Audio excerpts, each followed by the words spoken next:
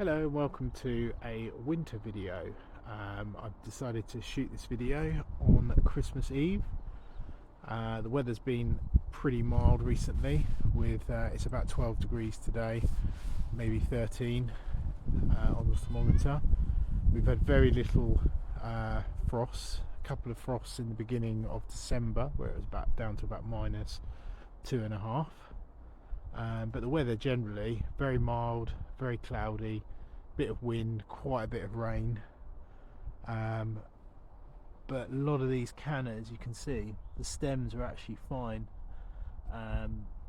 It's just obviously the leaves got burnt by the frost on there. Oh, there's the cat again. This section here has actually changed quite a bit, so I've removed a load of the euphorbias from here to create space for Tetrapanax going where this label is here in the middle, and I've added a spotted Japanese laurel at the back there, moved one of the pond plants from next to the main pond and created a kind of swampy pond area which is for the Gunnera, which I got last year and which is now very difficult to get because they've now banned it as an invasive plant, so it's very difficult to now source. I've got a space at the back here for a ricinus which will go up into that section there. The idea behind this was to make sure that the Gunnera had plenty of water, because last year it dried out quite a bit, so although it took the sun okay and it's actually quite sheltered in this location, it really struggled with a lack of water, so I thought, well, plant it right next to a new pond here. And the cat again.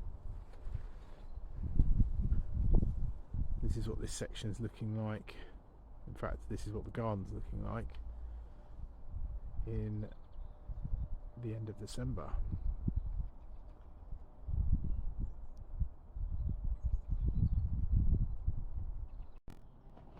So in the patio section, I've changed some of the pots.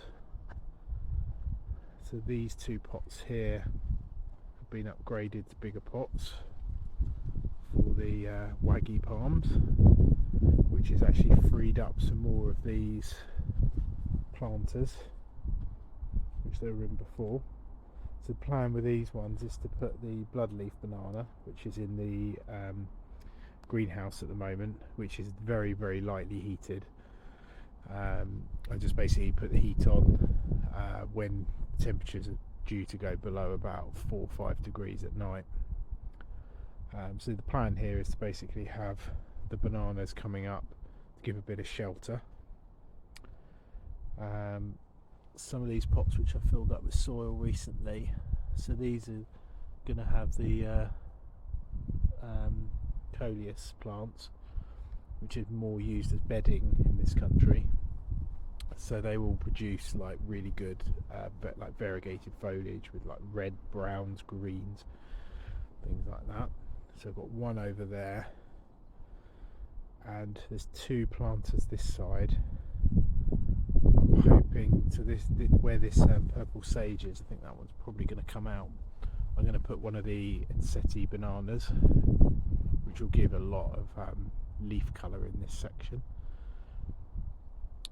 and these can probably be used for those same variegated plants or other kinds of tropical style bedding. This section here, I've potted up one of the bamboos which I got as just a root clump from work, which was it was totally growing in the wrong place, so we just basically dug that up. It was going to go on the compost heap or thrown away, so that's actually taken a year, but it's grown into quite a decent plant already. And these planters here, there's going to be sort of cannas and what was this one, colocasias, things like that in those ones, so that's going to give a really good backdrop to the seating area without hiding the bar too much. There's the cat having a bit of a wash. added an extra parrot to the garden as well. So yeah, this is how this area is sort of developing. So a few more pots, but I'm not going to add any more to that.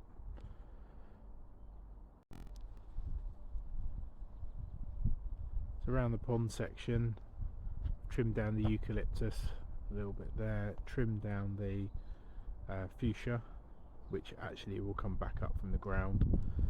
I'm just leaving the twigs there just to help it a little bit get through winter if it does get bad. There's only a couple of nights actually that the pond's frozen. Certainly not today. We're looking at about 12 degrees today, and Christmas Day should be about 13, maybe 14 degrees. Had a little bit of a tidy up in this section, so I've cut back the clematis there, and I've thinned out some of the planting here, so it's just like a few decent plants. Tried to be more kind of concise with my planting rather than having too many plants rammed together. Xanthidicias have done really well even with the frost. Basically put a ton bag over the top of them, and although I lost some of the leaves to the frost, it's actually, in the south of England, they're looking alright. So in the fire pit area, I thinned out some of the plants at the back here. You can see I've wrapped the bananas on there, so they've got proper fleece, thick fleece around them. Actually it's loft insulation on there with some weed membrane wrapped around it just to keep some of the water off. So some of the planting around here, I've moved the Canna Black Knight. I've moved that from, it was planted directly underneath the banana, so I've moved it over into its own section to give it a bit more space. And this big gap here was the banana, the Insetti banana, which actually was planted more towards this side, but I've created a bit bigger space for it because it's going to be getting huge next year. Just pan round so you can have a look at the view of the garden from here. I was really pleased with the Fatsia japonica. That's actually leafed up really well from when I moved it last year. It was a massive specimen, and I was really afraid that like it was going to lose all its leaves and everything, which it lost some of its top leaves, but actually it then resprouted loads at the top, and we've got loads at the bottom as well coming up. So it just produces a good sort of evergreen effect for in the middle of winter. You can see most of the pots that were here are now in the greenhouse.